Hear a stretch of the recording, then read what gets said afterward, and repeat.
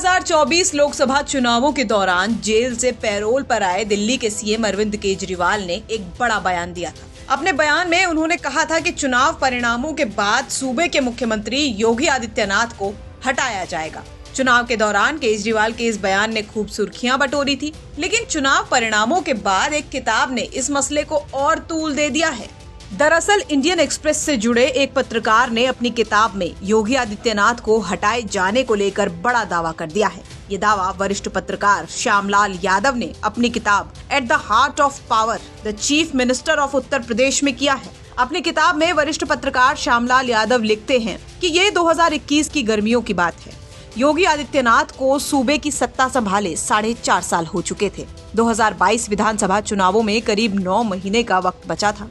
ऐसे में लखनऊ और दिल्ली के स्तर पर बीजेपी आरएसएस के नेताओं की कई दौर की मुलाकातें हुई। श्यामलाल यादव लिखते हैं कि एक वक्त पर ये तो बिल्कुल तय ही हो गया था कि योगी आदित्यनाथ को मुख्यमंत्री पद से हटाया जाएगा, लेकिन इससे पहले कि योगी आदित्यनाथ को नेतृत्व परिवर्तन के लिए तैयार किया जाता, बीजेपी आलाकमान को इस बात का आभास हो गया कि अगर चलती सरकार में योगी आदित्यनाथ को हटाया गया तो पार्टी को भारी नुकसान उठाना पड़ेगा। हालांकि श्यामलाल यादव ने अपनी किताब में योगी को हटाने की इस कोशिश के पीछे क्या कारण था ये नहीं बताया है, लेकिन योगी पर आधारित 16 पन्नों के इस पूरे चैप्टर को ध्यान से पढ़ने पर योगी आदित्यनाथ सरकार के विरोध में जो कुछ चीजें हो रही थी उसका एक ब्यौरा मिलता है। जैसे उस दौर में उप मुख्यमंत्री केशव प्रसाद मौर्य के साथ लगातार उनके मतभेद बढ़ रहे थे। हालांकि श्यामलाल लिखते हैं कि आरएसएस के नेताओं के दखल के बाद 22 जून 2021 को योगी आदित्यनाथ अचानक केशव प्रसाद मौर्य से मिलने पहुंच गए थे। इसे दोनों के बीच रिश्ते सुधारने की कवायद के रूप में देखा गया। केशव को अप्रैल 2016 में यूपी बीजेपी का प्रदेश अध्यक्ष बनाया गया था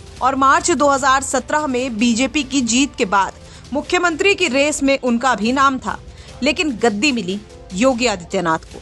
तभी से दोनों के बीच एक किस्म के टसल की थियरीज चलती रहती हैं।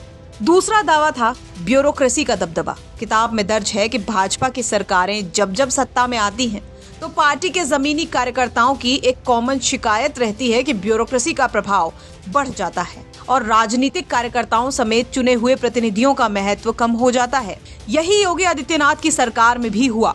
इस तरह की असहजता की एक बड़ी वानगी देखने को मिली 17 सितंबर 2019 को, जब भाजपा के लगभग 100 विधायकों ने अपनी सरकार के खिलाफ लखनऊ में धरना दिया।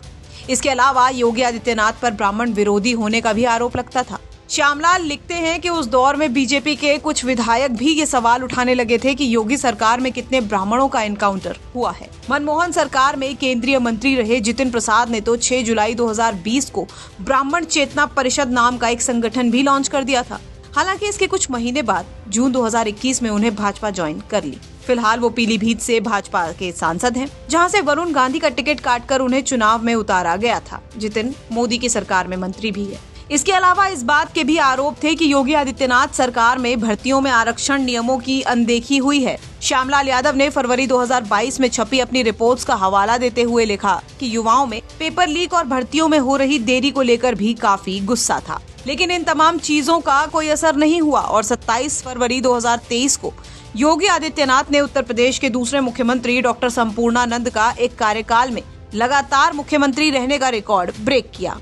संपूर्णानंद पहली बार दिसंबर 1954 से अप्रैल 1957 तक और इसके बाद अप्रैल 1957 से दिसंबर 1960 तक लगातार 5 साल 344 दिन मुख्यमंत्री रहे। इसके अलावा 30 मार्च 2024 को योगी आदित्यनाथ ने मायावती के सबसे लंबे समय तक सीएम रहने का रिकॉर्ड भी तोड़ दिया है। 2022 विधानसभा चुनावों में बीजेपी ने योगी का चेहरा आगे रखा और पार्टी को 255 सीटों के साथ स्पष्ट बहुमत मिला। यूपी में अभी चुनाव होने में 3 साल का वक्त बचा है। लोकसभा चुनावों में बीजेपी को भारी नुकसान हुआ है और पार्टी सिर्फ 33 सीटों पर सिमट गई है। ऐसे में योगी आदित्यनाथ के लिए चुनौती भरा समय माना जा रहा है। बता दें कि 2017 के चुनावों में 403 सीटों वाली यूपी विधानसभा में बीजेपी ने 384 सीटों पर चुनाव लड़ा था, जिसमें से उन्हें 312 सीटों पर जीत मिली थी। दीपक तैनगुरिया के साथ ब्यूरो रिपोर्ट यूपी तक।